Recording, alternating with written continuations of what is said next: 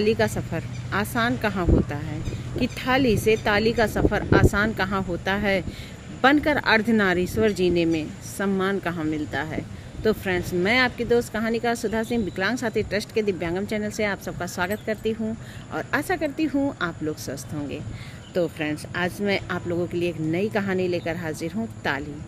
अक्सर हमारे घर में जब कोई खुशखबरी आती है या कुछ ऐसा कुछ खुशी का माहौल होता है तो हमारे घर में ट्रांसजेंडर मतलब हिजड़े लोग कुछ मांगने आते हैं। हम उनकी मनोव्यथा समझे बगैर उन्हें अक्सर कुछ ना कुछ भला बुरा बोल देते हैं। तो आज मेरी कहानी बस उनके इस मनोव्यथा पर आधारित है और आशा करती हूँ ये कहानी आप लोगों को बहुत पसंद आएगी और आप उनकी मनोस्थिति समझने की पूरी कोशिश करेंगे। तो फ्रेंड्स, मैं कहानी शुरू करती हूँ। ताली। माँ, इन लोगों के पास कोई काम नहीं होता है।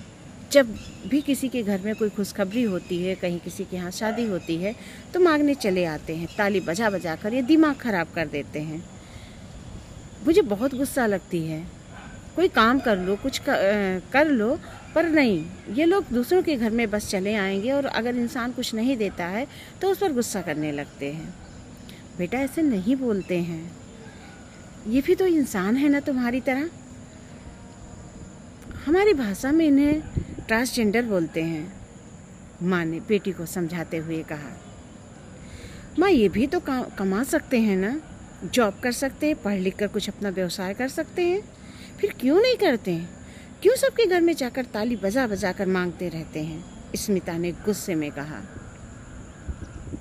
हाँ, कर सकते हैं, सब कुछ कर सकते हैं, पर हमारा समाज इन्हें कुछ करने देगा? जब अगर इन्हें कुछ करने देगा तभी तो ये करेंगे। मतलब माँ? स्मिता ने अचंभित होते हुए कहा।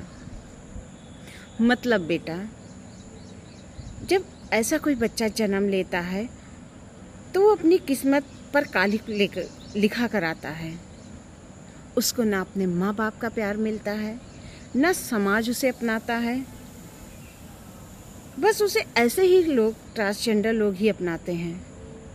अगर वो पढ़ना चाहता है तो समाज उसे स्कूल में नहीं आने देता है। अगर वो स्कूल में जाता है तो हमारे समाज के लोग अपने बच्चों को उस स्कूल से निकालने लगते हैं, जिसकी वजह से स्कूल जो है उस बच्चे को खुद ही बाहर निकाल देता है।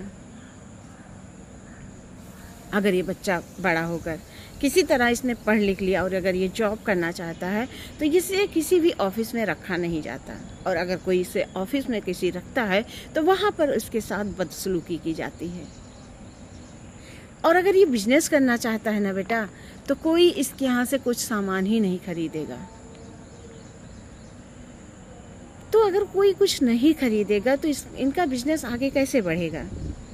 ना इन्हें पढ़ने देते हैं, ना इन्हें समाज में इज्जत से जीने देते हैं, ना इनके लिए कोई भी ऑप्शन नहीं छोड़ते हैं। तो आखिर ये जाएं कहाँ और कैसे जिए? आखिर पेट को 2 वक्त की रोटी की तो जरूरत पड़ती है ना बेटा। इन्हें अपनी जीविका चलाने के लिए इधर उधर ऐसे ही मांगना पड़ता है।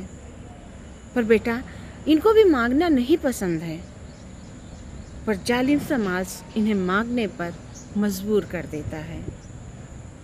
माँ, क्या कानून या संविधान में इनके लिए कोई अधिकार नहीं है? नहीं बेटा। स्मिता ने पूछा कि माँ, क्या कानून या संविधान में इनके लिए कोई अधिकार नहीं है? तो उसमें उनकी माँ कहती है, नहीं बेटा, इनके लिए कोई कानून नहीं है। लोग इन्हें नाचने गाने पर मजबूर कर देते हैं, लोग इन्हें गालियां देते हैं और अगर इन्हें देखते हैं तो इनसे छिप जाते हैं।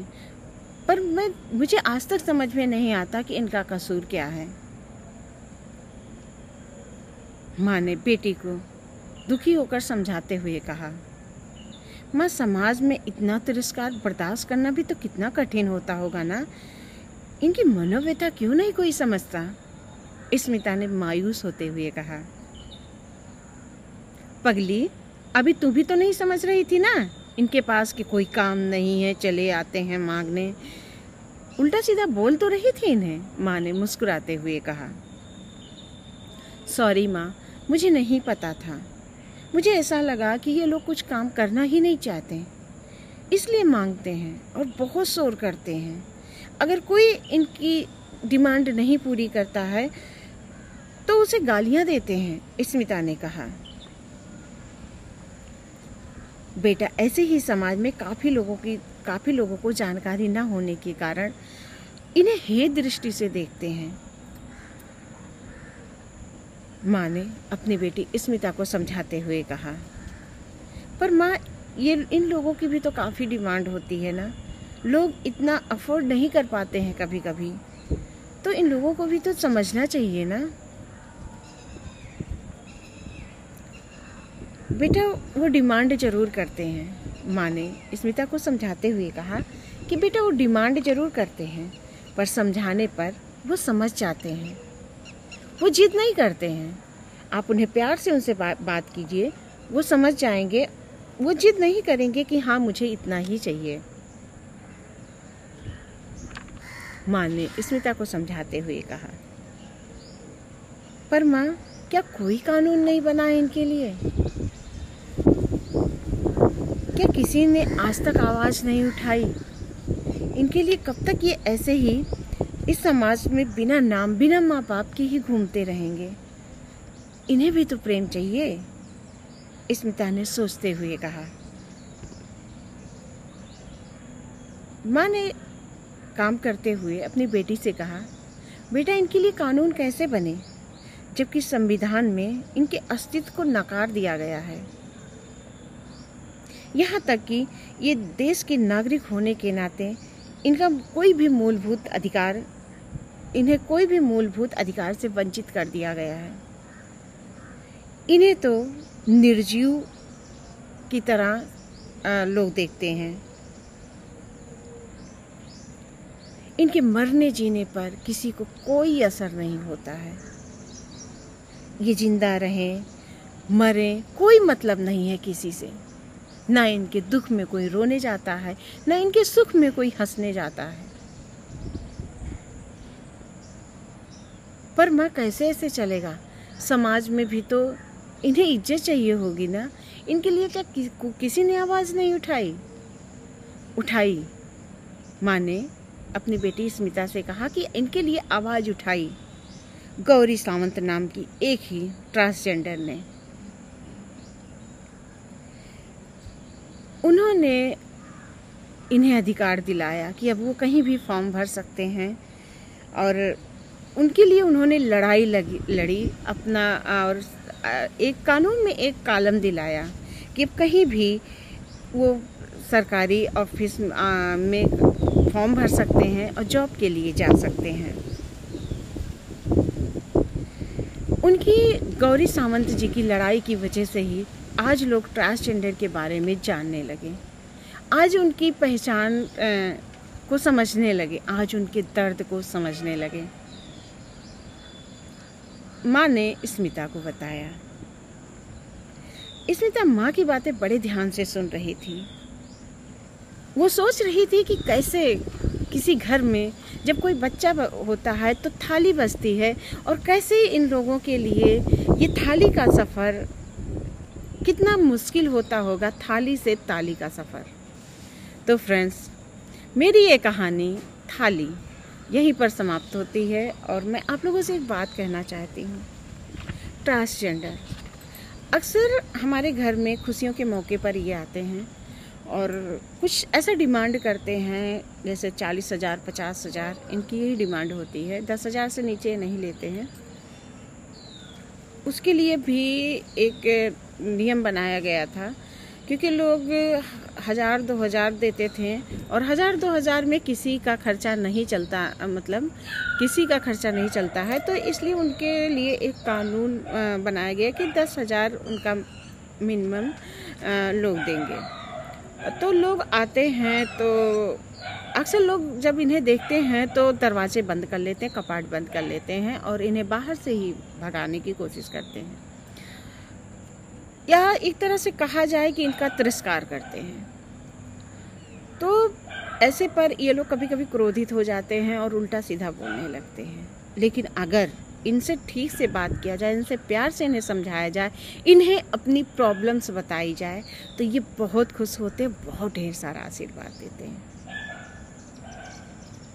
और मैं थोड़ा सा ट्रांसजेंडर लोगों से भी रिक्वेस्ट करती हूँ कि कभी कभी घर की परिस्थितियाँ अच्छी नहीं होती हैं और कभी कभी वो लोग नहीं होते हैं काबिल देने के लिए, तो आप लोग बस इतना कीजिए, नहीं देते हैं आप, गुस्सा होते हैं, लेकिन कोई बद्दुआ मत दीजिए। आप लोगों की बद्दुआएं लगती हैं तो प्लीज़, जैसे अगर किसी के घर में कुछ बच्चा हुआ या किसी के घर में कोई शादी हो रही है, वहाँ पर लोग नहीं दे पा रहे हैं, किसी का बच्चा हुआ वहाँ पर लोग नहीं दे पा रहे हैं, तो आप उन्हें गलत बद्दुआएं मत दीजिए, क्योंकि आगे चलकर उन बच्चों के ऊपर वो बद्दुआएं लगती हैं और वो बच्चे उससे परेशान होते हैं। तो प्लीज़ ऐसी कुछ बद्दुआ मत दीजिए। और आप लोग भी समझने की कोशिश कीजिए कि कभी कभार पारिवारिक स्थिति परिस्थिति नहीं साथ देती है, लोग सबसे नहीं बता सकते हैं कि मेरी स्थिति कैसी है, तो आप लोग भी ये बात समझिए। और मैं अपने नागरिक से भी कहना चाहती हूँ, हमारे जो नागरिक हैं देश के, उनसे भी कहना चाहती हूँ, आप उनकी मनोस्थिति मनोभाव को समझिए। उन्हें सच में वो काफ़ी दुखी होते हैं, ना उन्हें माँ बाप का प्यार मिलता है, ना समाज उन्हें अपनाता है। ऐसे में अगर आपके साथ ऐसा कोई करता है तो कितना बुरा फील होता है, उस चीज़ को आप महसूस कीजिए। और जब आप उस चीज़ को महसूस करेंगे तो आप खुद ही ऐसे कुछ किसी भी ट्रांसजेंडर को ना कभी मारेंगे पीटेंगे, ना कभी भी कोई गलत बात नहीं बोलेंगे। अक्सर लोग उन्हें गालियाँ दे देते हैं, धिक्कारते हैं, जो कि बहुत गलत बात है। तो मेरी ये कहानी थाली, और मुझे आशा है कि आप लोगों को बहुत पसंद आएगी, और अगर पसंद आती है तो please like comment and share कीजिएगा और मेरी इस कहानी को ढेर सारा प्यार दीजिएगा। तो फ्रेंड्स, मैं फिर मिलती हूँ एक नई कहानी के साथ, एक नए जोश के साथ। तब तक के लिए बाय।